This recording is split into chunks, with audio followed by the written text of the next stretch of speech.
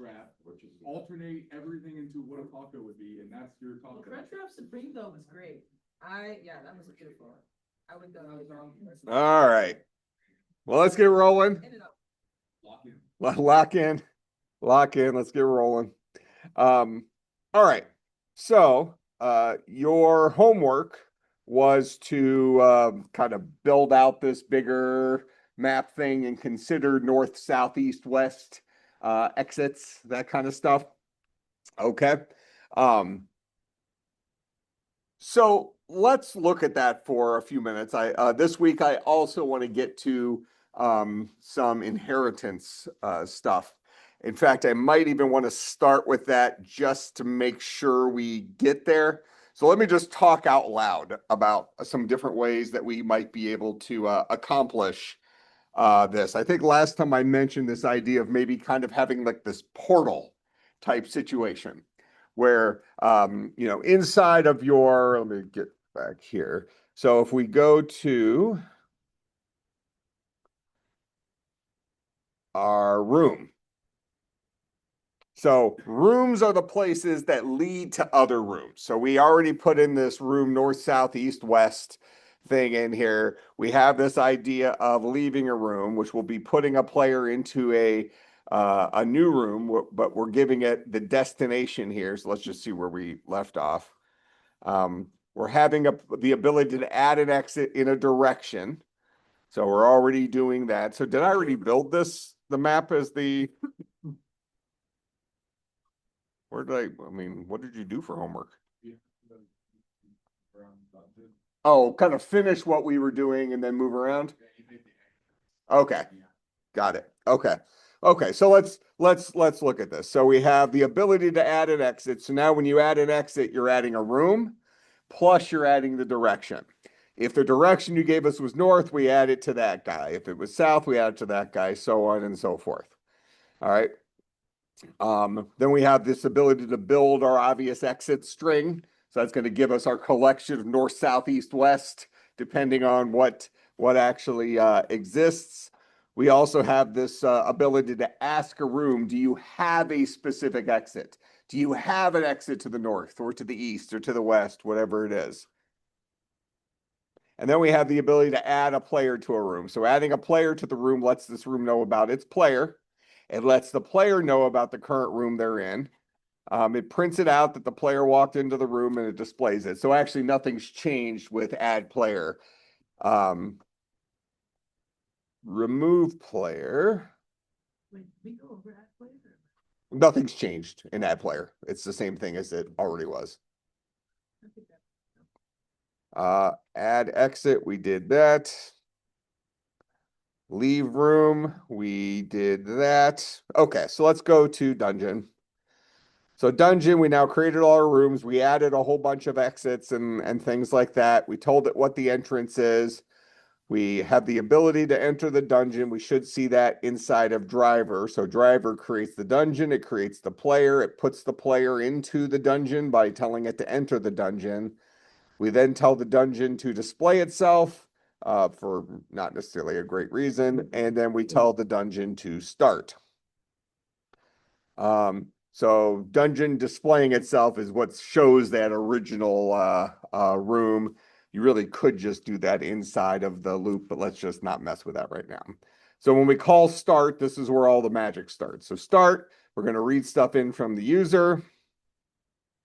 We give some error messages here. If there's not currently a player, we're not going to be doing anything. If there's not currently a room, we're not going to be doing anything.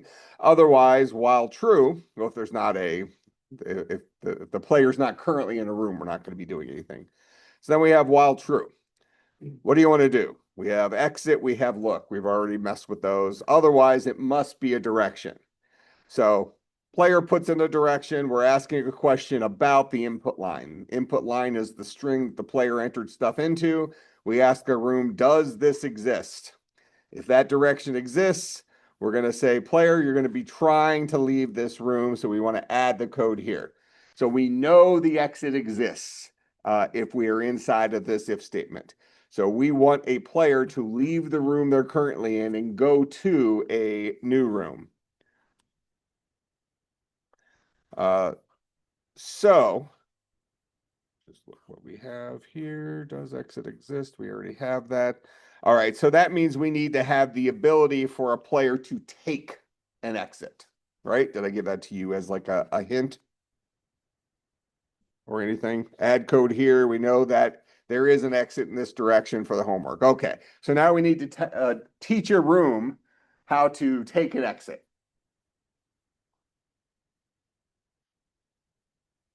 All right, so we're going to say void. And we could have it be a Boolean if we wanted it to, if we wanted take exit to return true or false, if they successfully did it. But in this case, we already asked the question. We know we're in a room that has an exit in the direction we typed. So let's go ahead and take that exit. So we're going to call this take exit in a certain direction. And I'm actually going to steal this whole if-else structure. We're just going to do some different things in it. So depending on what direction they typed in, if they typed in north, then we're going to remember room has the ability to add a player.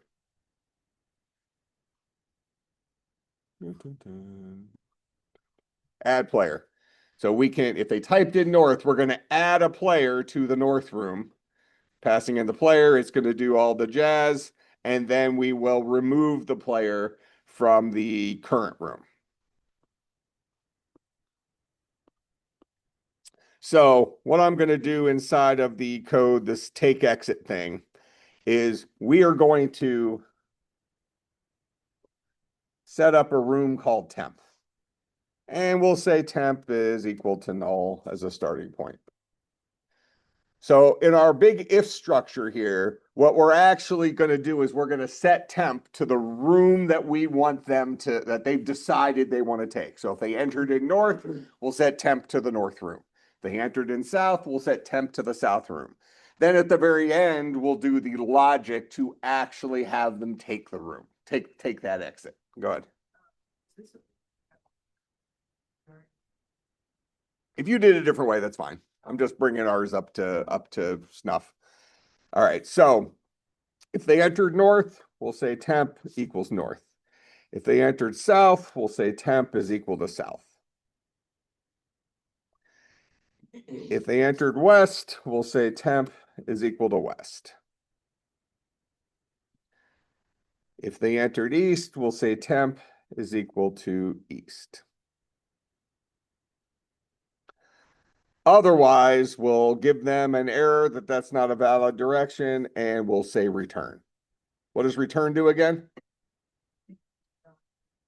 Makes the function immediately end and potentially can return a value if that's something we want to do with it and something we've advertised that we're going to do with it. All right. So if I'm still alive right here,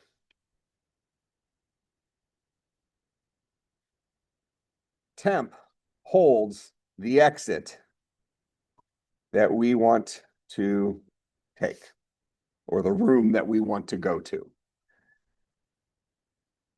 So what we'll do is we'll say temp dot add player, this dot the player.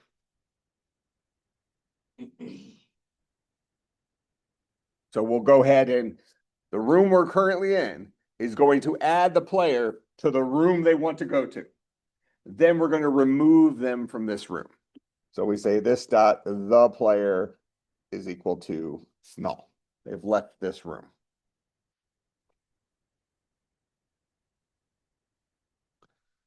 Okay.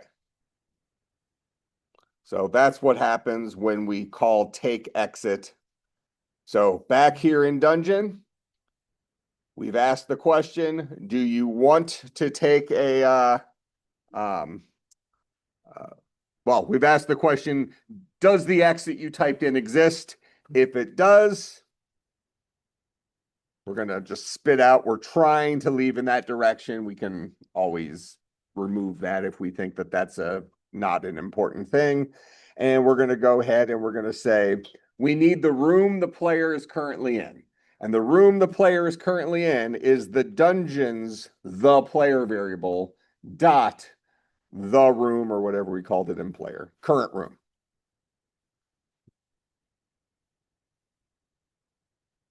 So down here, we'll say this dot the player dot current room. Did we call it take exit? Take exit.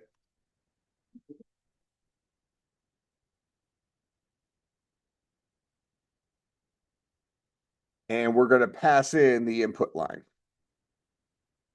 Now let me make sure inside of room we are converting it to, yeah, we're saying equals ignore case, so that's fine.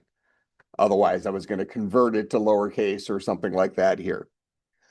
All right, so if the exit exists in that direction, we'll go ahead and spit out we're trying to leave in that direction, and then we'll go ahead and have the player get their current room, tell their current room, I want to take an exit to whatever direction input line has. That room will then add the player to the appropriate room and remove the player from that current room, which should put us in a brand new room.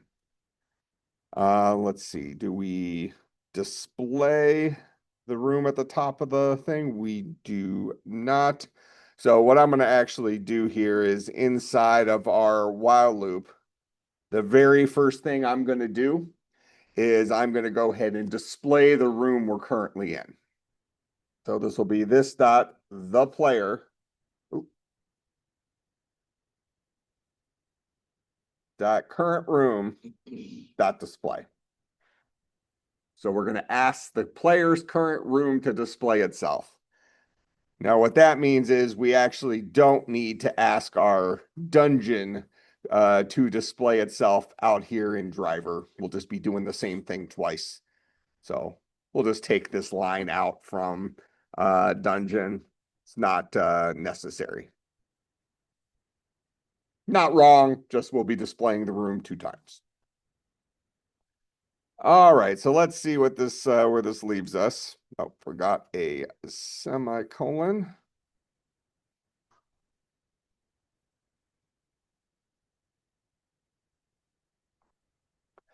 All right, so it looks like we're probably displaying it somewhere else too, but whatever.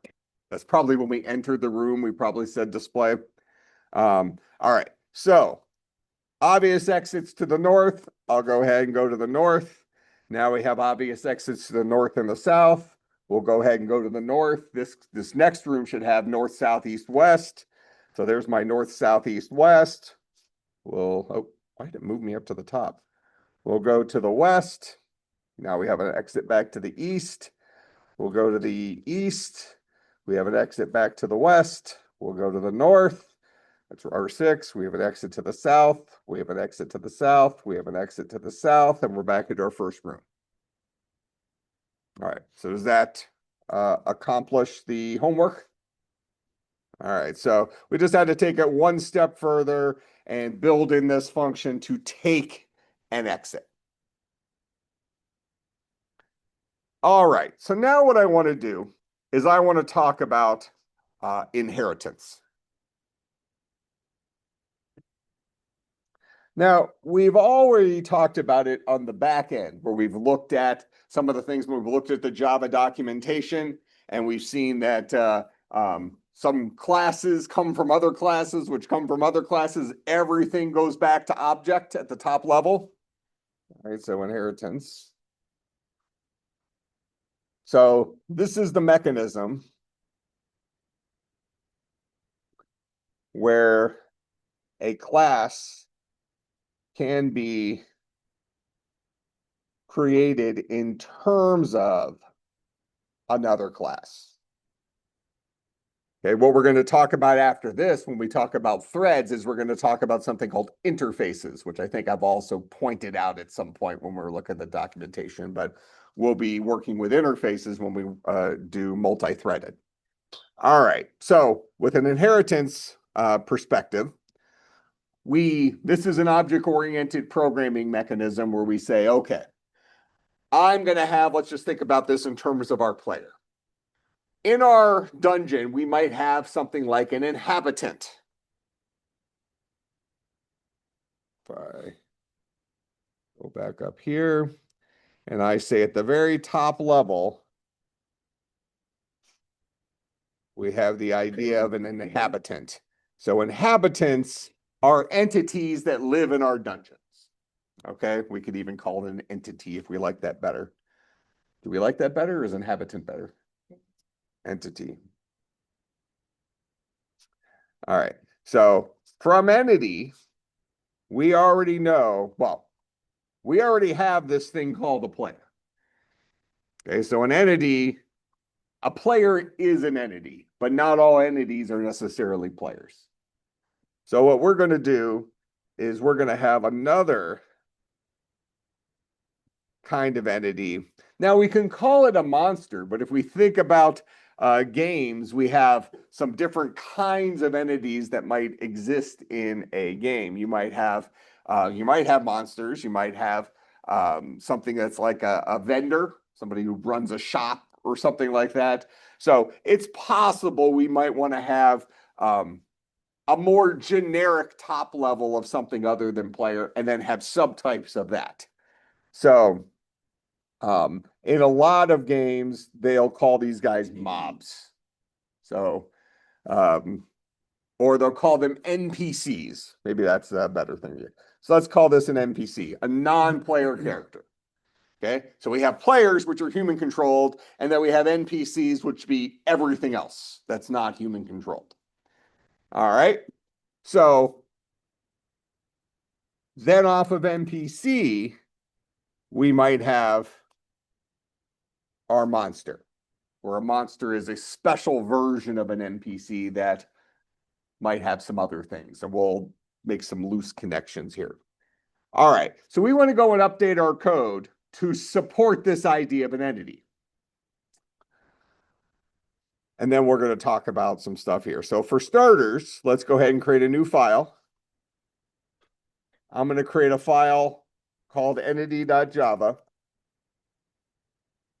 And this guy's going to have class entity. All right, we'll leave it blank for the moment. We'll put some stuff in here in a second. So let's go back to player because we want to make this picture true. We want a player to be an entity. So up top here, we're going to say a player extends entity. So extends is the key word that allows us to accomplish inheritance. This says, okay, I've built another class. I want to build this guy in terms of this other guy. That's inheritance. Well, let's add that to the notes.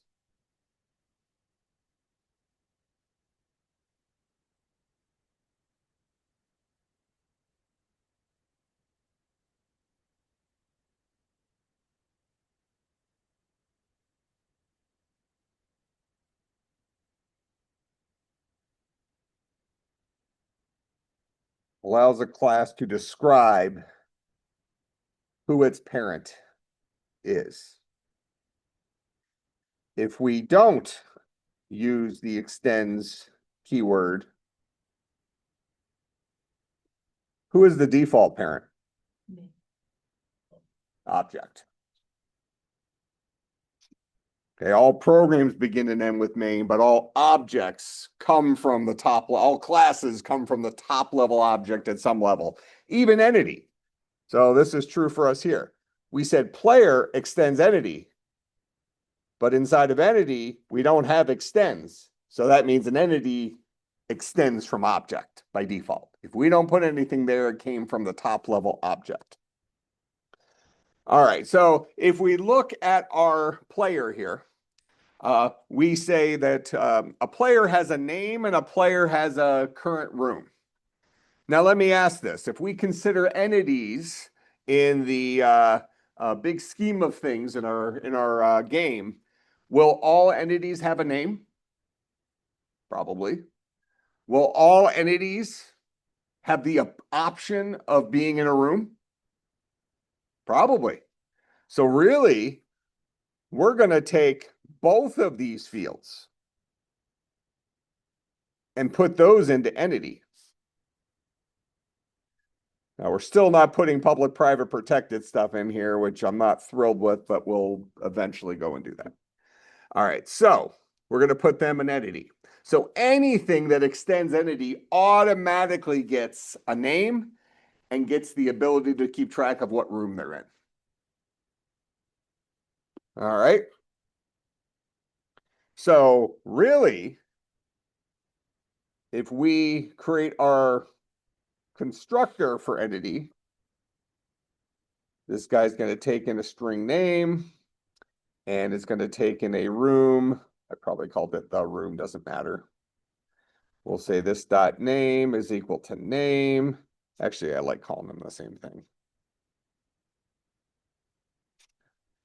And we'll say this dot current room is equal to current room. All right, so forget about the existence of player for a second. If we're just looking at this class entity, fairly simple class, right? Has two fields, a name and a current room, has a constructor that takes in the name and the current room, and it just sets those two fields to the values that were passed in. No problem? All right, so now we're going to go back to player, and we see our constructor for player. Now, actually, what we see here is that when we built player, all players start off without being in a room. And that actually makes some reasonable sense. So we're going to go back into entity, and we're not going to take in the room as a parameter. Instead, we'll just default all entities to not actually being in a room yet. All right. So from a player's perspective, if a player is an entity and a player actually doesn't have any fields of their own right now, we're probably going to be adding some fields as we go deeper into this. So we leave ourselves the ability to further specialize players. But at the very least right now, by creating this structure, we have the ability to tell the difference between something that is a player and something that is going to be an NPC when we write that. So we can ask ourselves, what kind of animal are we dealing with here? Is it something controlled by a human or something that's controlled by the computer? What's up? So what happens if you don't extend? It's an object. If we don't, like just right here in entity, we didn't put extends here, that means it came from the top level object. We drew the picture of this. Above all classes, we will have a top level class that we did not write called object. Every single class at some level in its lineage comes from object. All right. You have to. That's what happens right here.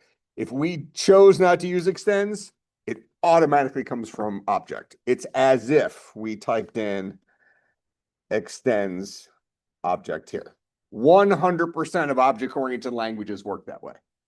There will exist, built into the language, born in the machine, there will be a top-level class called object or similar that represents the basis for all objects that exist in that language. It might not be the direct parent. It might be the grandfather or the great-grandfather or the great-great-grandfather, depending how far down how many things are extended after each other. But if we write nothing, we came from a plain Jane object and we're further specializing ourselves. So typically you would not write extends object there, but you could. It'll compile, no problem. All right, so back in player. So a player is going to take in a name. Now, if a player is an entity, that means a player gets all of the things, all of the public and the protected things, or the no special things, from the parent class. It wouldn't get private things. Private, if a variable is private, it means it's only accessible inside of the class that it was made to be private in. Okay, if you want to make it available to yourself as well as children, you make it protected. If you want to make it available to everyone, you make it public. If you want to make it available to everything inside of this directory, you don't put anything in front of it, and then it becomes, in Java, it's called package level, and C++, it's called friend. You know, it's a kind of a locally available to everyone. So as it stands right now, with a player being an entity, and we go and look at entity, and we see that an entity has two fields that are not private. Does that mean player gets those two fields? It has access to those two fields? So do I have the ability to still keep that constructor just as it's written?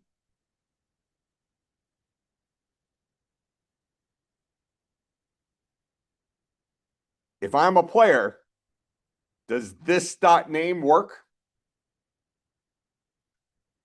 Tell me why you're wrong.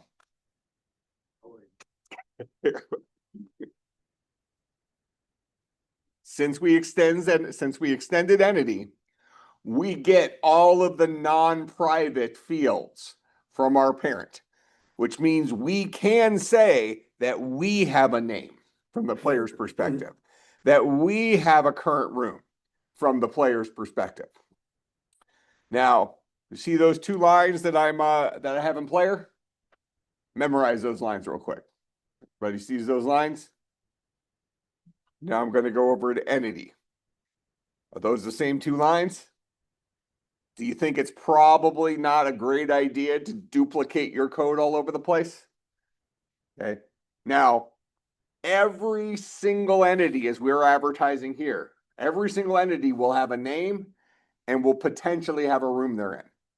So really, when something that is an entity is born, either a player or we're about to write an NPC, we can even go ahead and add it. So we'll add npc.java. So here's NPC. This is going to be class NPC, which extends entity. All right, so this guy will have a constructor NPC. They'll take in a string name. All right, so for right now, let's make this really, really obvious. So I'll go ahead and I'll copy those two lines from player over here. All right, so now NPC has the same code in its constructor as player has in its constructor as their parent has in their constructor. Now, the reason we would use inheritance is because we want to be built in terms of something else.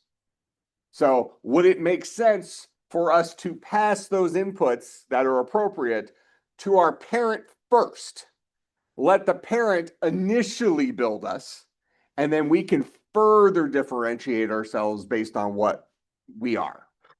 Okay, rather than duplicating code that is already in our parent. So that means that inside of entity and inside of player, we're not going to have those two lines of code. Instead, we're going to rely on our parent to do that work for us.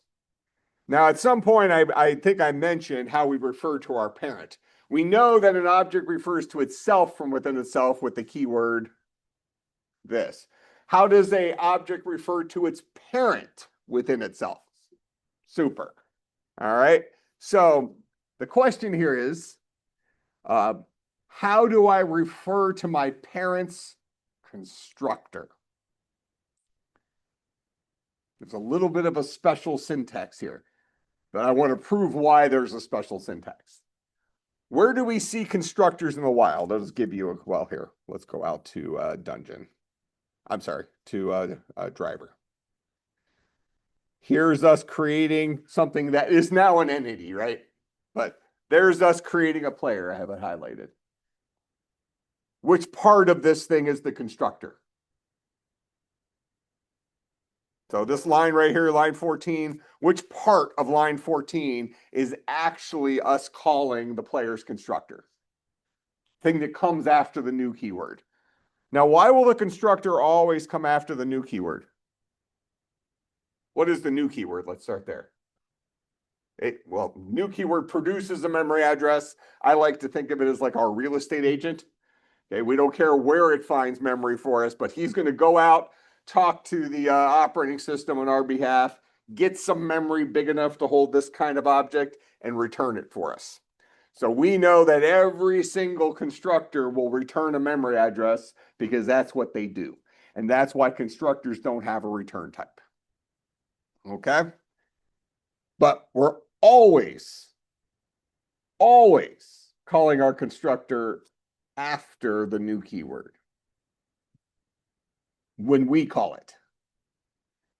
So that means that if we're here in player, for example, and we want our parent's constructor to do something, we need to have, we already are a this. The new keyword has already been called on my constructor here.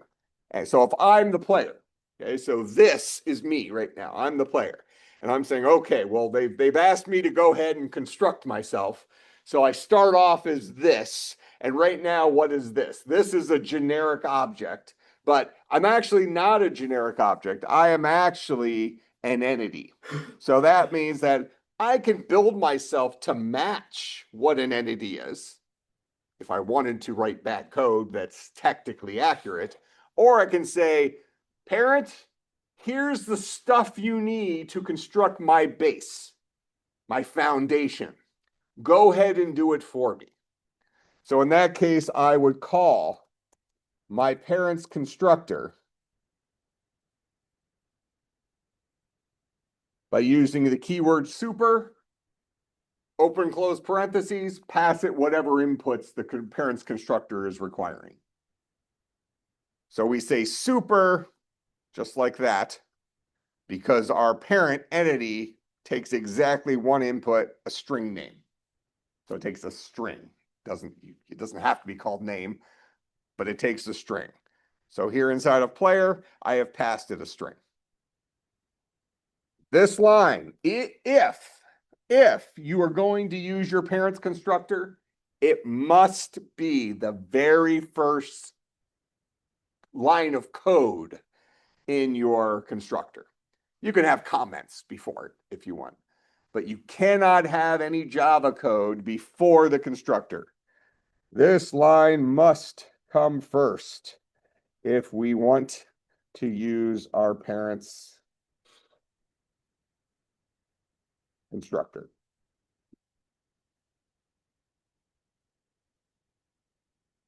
Okay?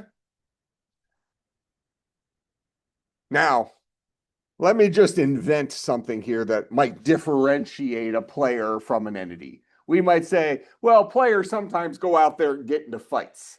That means that they must have hit points. Something like that.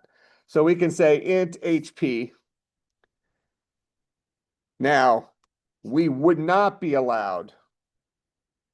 Why does that thing got whatever? We would not be allowed to do this dot HP is equal to 10 like that. It would yell at us. This line has to come first. We must first generate our foundation, and then we can differentiate ourselves from that foundation.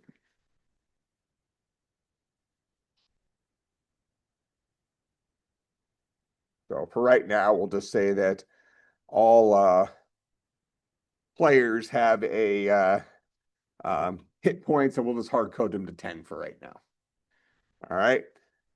Now we might say that all NPCs, non-player characters, maybe these guys all have an int defense. And when we're building an NPC, we're also building it in terms of its parent. So we'll pass it, we'll call the parent constructor, which is the entity constructor, and we'll pass it the name. So we're just passing the buck. When you try to create an NPC, you're going to give it a name. He's going to say, Pop, go ahead and make this for me. Then I'll continue from there. Go ahead. As our When you call super name, you are calling this guy right here. we're assigning our name to the entity name, since that's our like. Mm. I'm gonna go with no. Let me put this stuff in here. So I'm gonna say this dot name is equal to name. This dot current room is equal to null. Every single entity it has those two things. So whenever we build anything that is an entity, it must have the name set, and it must, by our rules, set the current room to null when it's first being born. So we can choose to repeat that code for every player and then repeat that code for every NPC. Or we can say that we're going to go ahead and let entity handle the creation of itself. It's base for me. So it will set my name. It will set my room. And then I will do things separate from that where I say something like this dot defense is equal to, I don't know, let's go with 13. Something like that. So now every single NPC is an entity. It's not like these separate things where an NPC is saying, okay, well, I have a name and also this entity guy gets a name. We are the entity. We're just relying on kind of another part of our personality to set some of the stuff. Okay, because we have this overarching thing entity, which lives right here. So here's our example here. So we have this entity, and players and NPCs are both those kinds of guys. Okay, so we would say that a player is an entity. We would say that an NPC is an entity. Therefore, we'll go ahead and let their entityness set the initial foundation for them so that we're not writing the same code two separate times, once inside of player and once inside of NPC. Instead, we'll write that initial construction stuff inside entity and then differentiate ourselves what makes a player different than an NPC. And in this case, we forced the issue a little bit where we said that a NPC has defense. Is that how you spell defense, or is this an S? Yeah, it looks funny, doesn't it? And then a player has hit points for no good reason. We've just decided we want to force the idea that these are different kinds of things right now. So as I have it written right now, basically, players can attack NPCs, but they can't fight back or something like that. So we'll never lose hit points, I guess, unless we run into a dangerous room. One thing we've done in the past is, and clearly this is a Christian worldview type of approach, is we actually had a room that operated as a running wood chipper.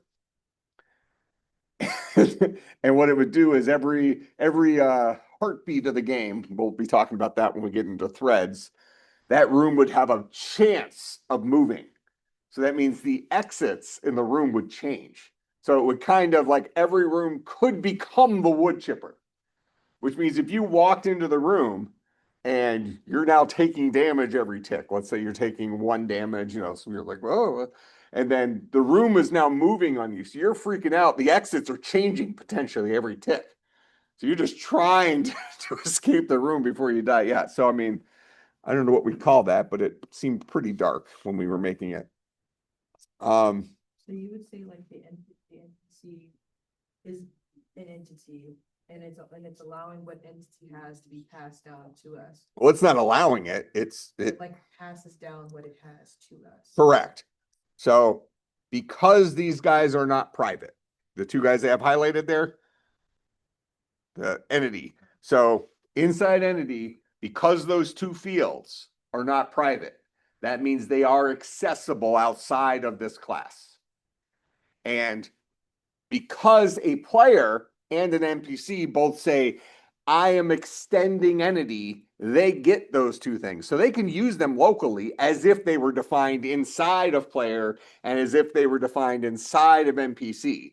But instead, their actual definition happened one time at the entity level, of which both of those are members.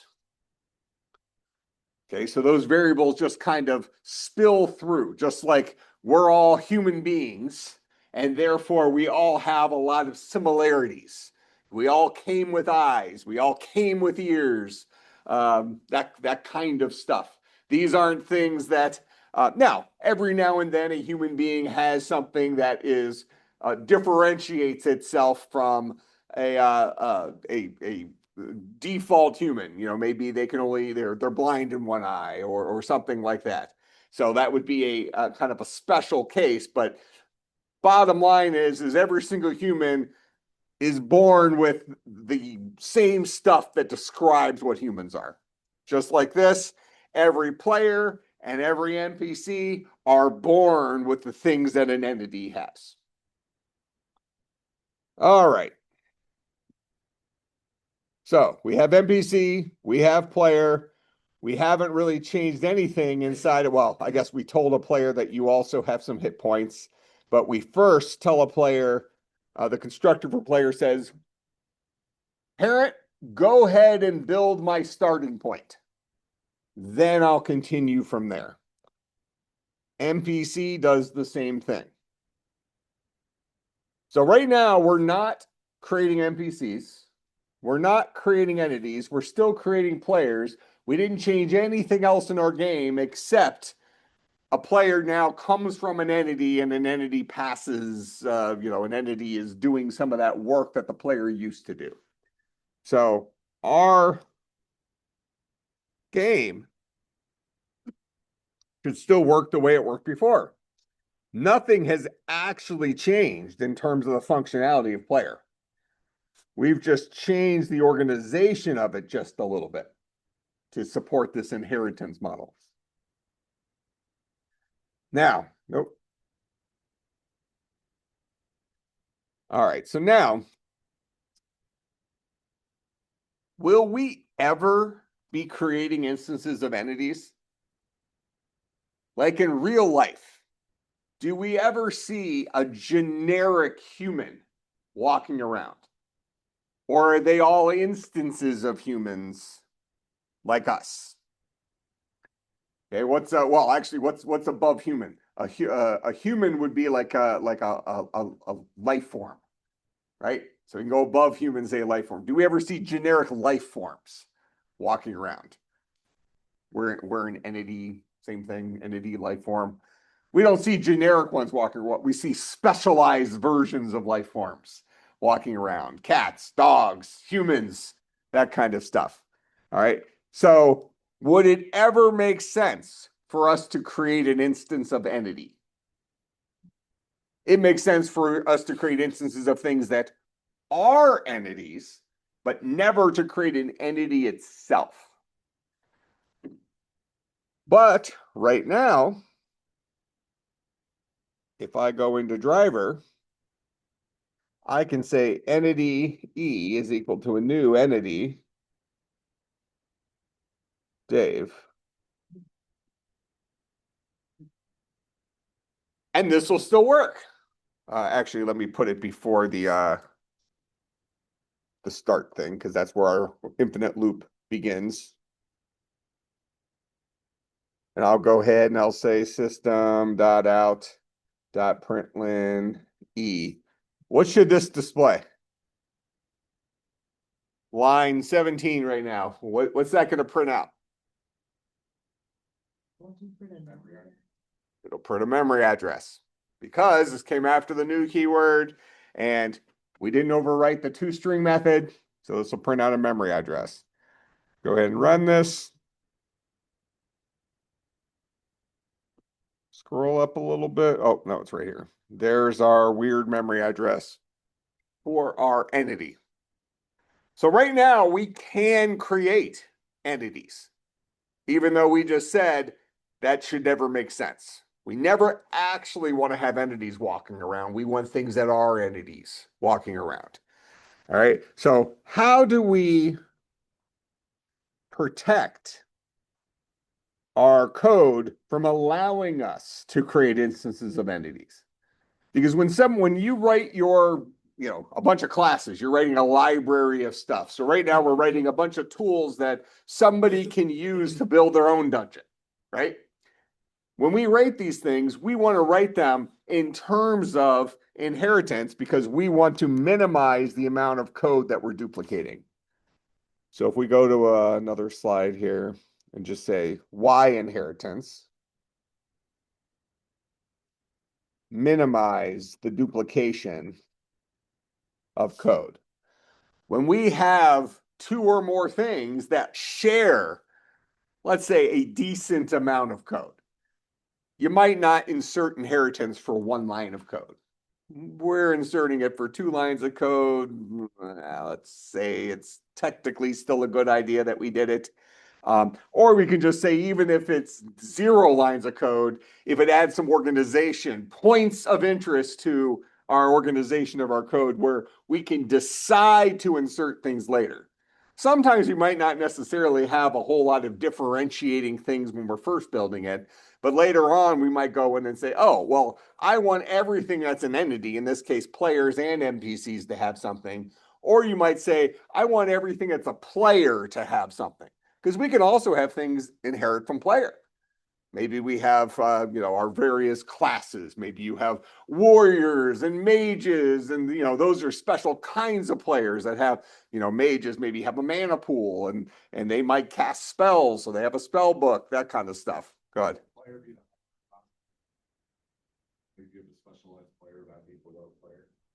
Yeah. So I mean, we can keep going with this guy, and we can put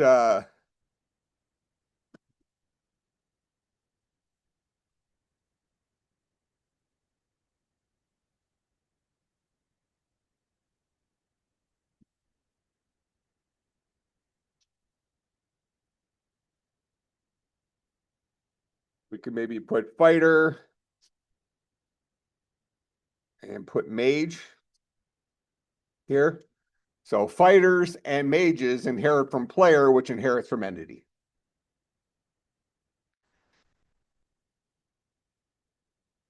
All right.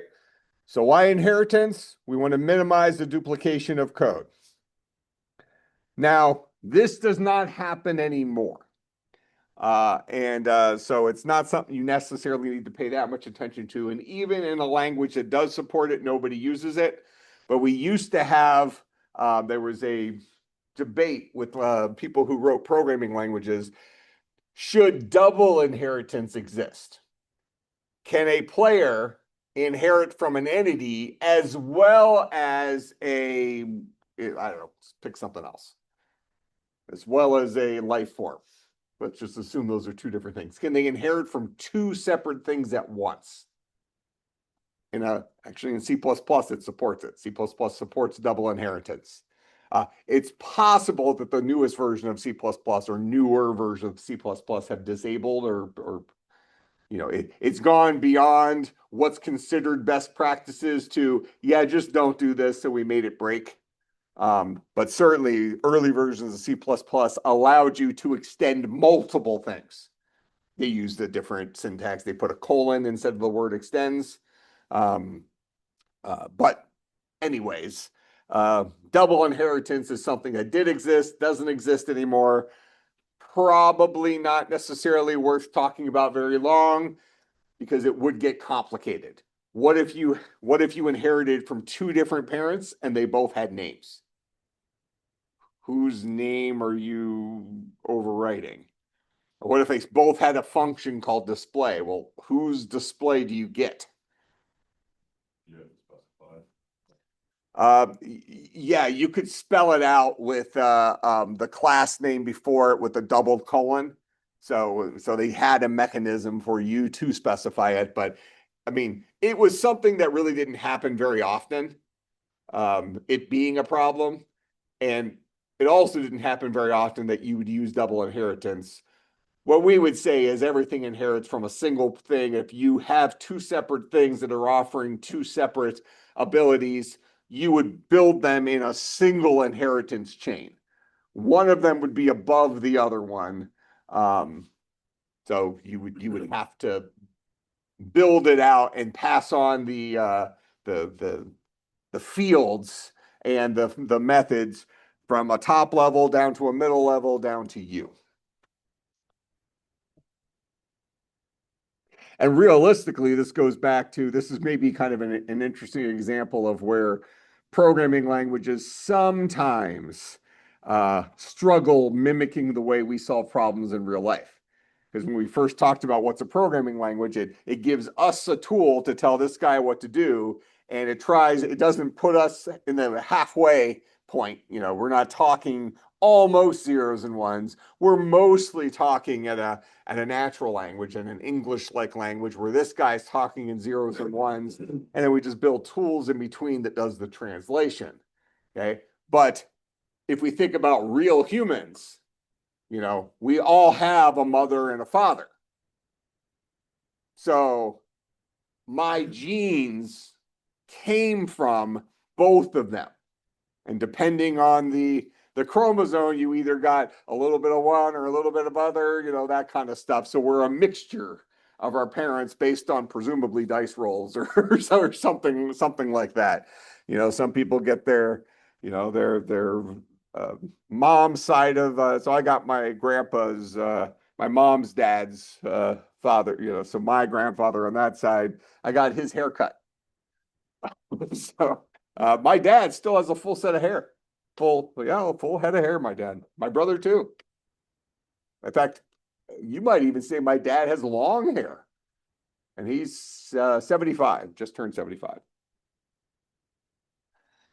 Okay. So one of the goals of inheritance is we want to minimize duplication. While double inheritance does make sense, even instantly, where we say, well, I inherited stuff from two different top level classes, that doesn't work very well at the coding level, at the programming language level. They tried to do it, then it decided, okay, there's too many caveats to it, so now everything is single inheritance. So really, we can't directly mimic the idea of a human coming from two higher level of mother and a father. Go ahead. Like your name, not other. You can. That's how C++ kind of pulled it off, but it got pretty messy pretty quick. There just wasn't enough situations where it was actually helpful to be worth it. I think is kind of the idea. So we would say minimize the duplication of code is our main motivation for inheritance. Now, I think I ran the program already, but let's just make sure. Yeah, I wrote down, I display the entity. So we can all agree that as of right now, we can build an entity. But we also have said that we definitely never want to build an entity. That's something that shouldn't exist. We don't want blank entities walking around. Okay, so we have a keyword. Anybody know what the keyword is to kind of lock a class down so we can't create instances of it? No. Nope, not static either. So private is something we put on fields or methods that says you can only access them inside that class. That's what private is. It's a security feature for things that happen inside the class. Static is something we put on methods or fields that indicate how do you call them. The word static means it's owned by the class, and we'll talk about this. It's an important thing in Java, but static means it's owned by the class. If you leave static off, it means it's owned by instances of the class. At this point, we've left static off of everything except main, and we've just said, just cause, trust me, right? But the only time we've seen static is with main, the public static void main thing. That's owned by a top level class, which would call that, but we're not in charge of calling that. But otherwise, we have written all of our methods not using the keyword static, which means every single one of our methods and fields has always been accessible through individual instances of those classes. If you have 3 different players, they all have their own names. Where if name was static, all of those players would have a single name. Go ahead. Say like, it makes sense why we don't use it now, because you were saying we would all have the same name, or at least we would all have that same. Use what now? Static. But it would make calling it like the name a little bit simpler than. Don't get into static at this point. Static is a reasonably difficult topic, and it's not really what we're talking about now. It was just one of his guesses for what was involved with this. Static is an easy concept once you get it, just like this keyword. But we don't know enough at this point to be able to compare, oh, I wrote this as a static method versus I wrote this as a non-static method. We'll see the comparison. It's like giving something to the whole game rather than just. Something along those lines. It would just depend. But we'll look at some examples where we write something and see that, oh, it makes sense that that's static versus, oh, those need to be instances. But we'll get to that, kind of unrelated to what we're talking about in this exact thing. So we're still looking for, how do we make a class how do we lock a class to say you are not allowed to make instances of this? So we had private, that didn't work. We had static, that wasn't it. Any other guesses before I tell you? So we have a keyword called abstract. When you make a class abstract, it exists solely for the purpose of inheritance. So it goes hand in hand with inheritance. I'll put that in the notes here. Abstract keyword makes a class exist specifically for the purpose of inheritance. Does not allow you to create instances of that class.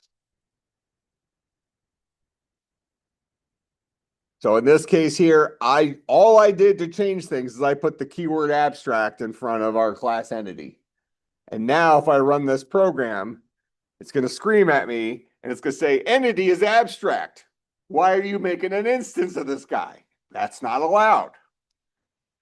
Now, this kind of gets back a little bit to a discussion we were having with decisions that Python made, because we've purposely not gotten into the public-private protected stuff in terms of using it, specifically because we wanted Java to behave as closely to how Python behaves by default as possible. Python does not have public-private protected. Python basically says the programmer's in charge of not misusing their stuff. That's a reasonable enough thing. It certainly makes certain things easier. I mean, there's all sorts of situations here where we're stringing together multiple fields, calling functions on their various fields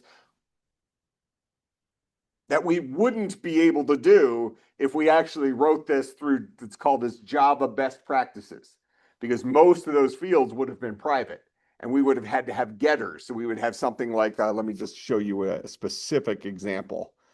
Let's see, maybe in Dungeon, do we have anything that spreads out a bunch? So something like this line here, line 81. So this dot the player, nothing changes there, dot current room. Well, if current room was private, we couldn't access it directly like that. We would have to have a function that we wrote inside of player that was a getter that gets the current room.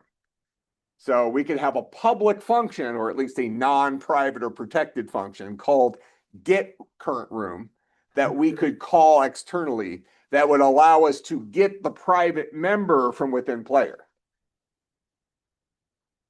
So if I had in here a room get, let's call this get current room,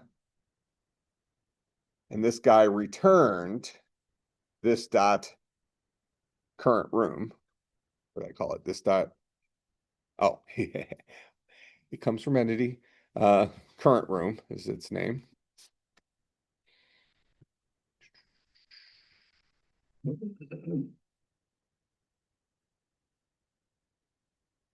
So now I could have this function, get current room.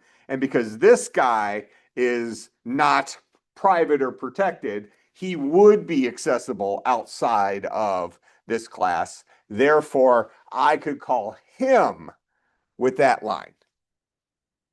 But if I went into entity and I said current room is actually protected, that means he's accessible inside of entity. He's also accessible inside of children of entity.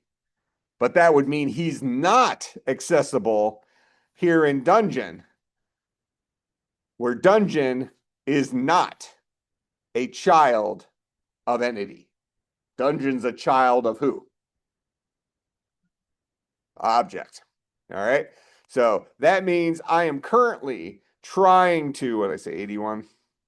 I am currently trying to access a protected field from entity that is only accessible inside of entity, inside of player, and inside of NPC. Yet I'm trying to access it inside of dungeon here.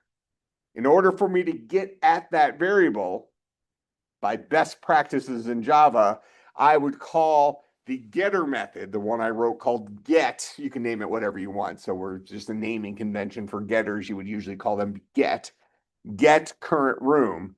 That is a function that lives inside of player that I do have access to here. And that function internally has access to that protected field. So this would give it to me as a read-only value. I can't change the value of current room out here. I can get the value of it though and utilize it for other things. Whereas the way we had it written before, I can read or write it. I could overwrite it with whatever I wanted if I chose to do that. So Python has a different mentality than Java has. Python says, we're not going to give you these keywords for public, private, protected, because we'll just say, you use the stuff the way you're going to use it and don't misuse it. Java says, lock everything down and only loosen the things as needed.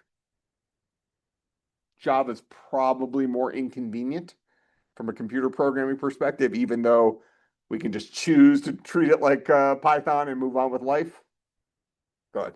So if I wanted to create an entity, would I go into the driver class and then instead of doing what we did before, that turned into an error because it's abstract. We did NPC, named it something random equals new NPC, followed by like the name of the NPC within the parentheses. Since it's a Yeah, you can create an NPC still. no, but I'm just saying, like, if I wanted to create an entity, You can't. I can't. You can create things that are entities. You can create players and NPCs, but you can't create an entity itself Yeah. because we just locked it down. But that would still be the right way to go about creating something that's a part of entity. Yeah. Not Yeah, because we didn't make those abstract. NPC is not abstract, so we can create that guy. okay. Player is not abstract, so we can create that guy. Both of these guys can extend entity.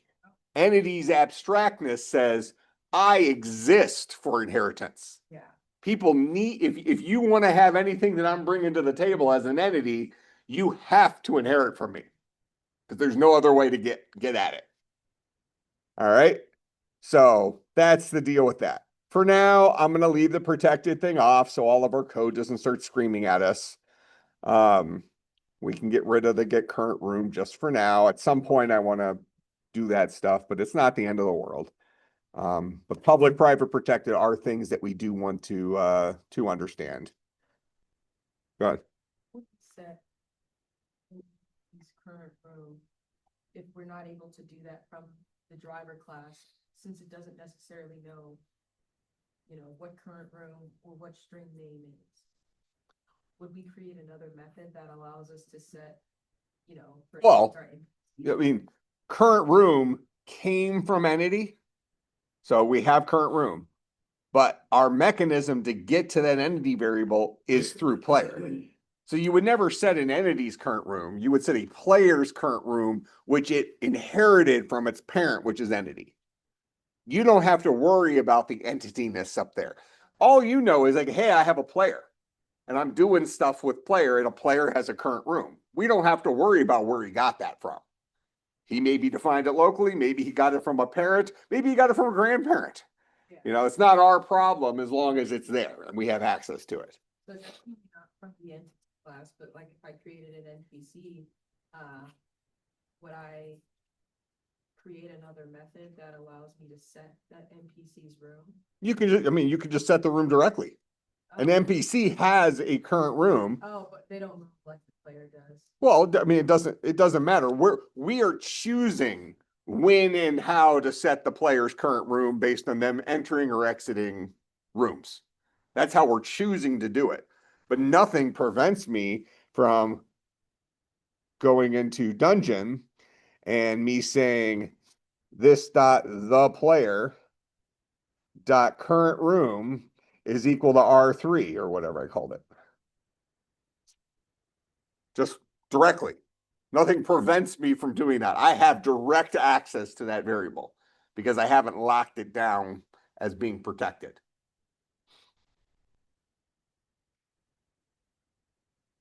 But like from entity, the entity doesn't have like that current room. Like Yeah, it does. That's where it does, came from. does, but like the NPC doesn't have inside of its class current room. Yes, it does because it extends entity. But how can I call that? Because NPC, it's as if NPC had it.